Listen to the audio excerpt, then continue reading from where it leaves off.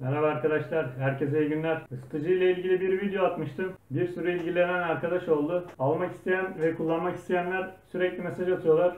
Alsak ısınır mıyız falan diye. Ben bu ürünü satmıyorum. Sadece kullanıcı olarak size bilgi vermek için çektim videoyu. Ya ben tavsiye ederim. Benim kullandığım elektrikli panel konvektör ısıtıcı 2500 watt. Mesela bu 2500 wattlık ısıtıcı 14 ile 18 metrekare bir oda için ideal bir ısıtıcı. Bunu tavsiye edebilirim. Mesela bu ısıtıcıyı nasıl kullanabilirsiniz?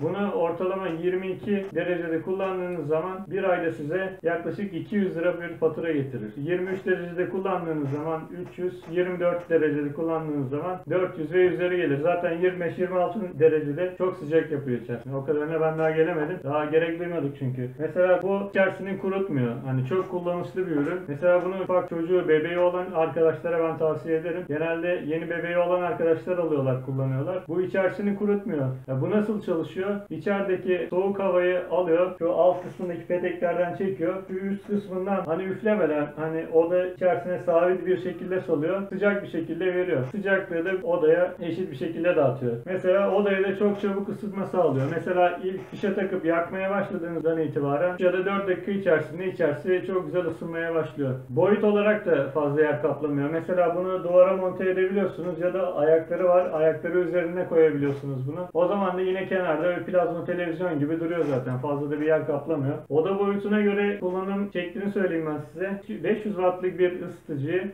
3 ile 6 metrekarelik bir odada kullanabilirsiniz. 1000 wattlık bir ısıtıcı 6 ile 12 metrekarelik bir odayı ısıtıyor. 1500 wattlık bir ısıtıcı 9 ile 17 metrekare bir odayı, 2000 wattlık bir ısıtıcı 12 ile 24 metrekare bir odayı, 2500 wattlık bir ısıtıcı ise 14 ile 28 metrekarelik bir odayı ısıtabiliyor. Ama bunun yanında özellikle söylüyorum dış cephe kaplamanızın olması gerekiyor. Yoksa da dışarısının en az 0 ile 10 derecenin altında olmaması gerekiyor. Mesela 8 derecenin altına indiği zaman dış cephe kaplamanız yoksa bu ısıtıcı yine bir iş yapmaz. Var ama sürekli yanar. Bu sefer de çok fazla faturanız gelir. Mesela ne kadar değil 500-600 lira bir faturanız gelir. Bu da bir oda için çok fazla bir fatura demek. Arkadaşlar öncelikle videomu beğenip destek için kanalıma abone olmayı unutmayın. Video ile ilgili aklınıza takılan herhangi bir soru olursa cevap kısmına yorum olarak yazmayı unutmayın.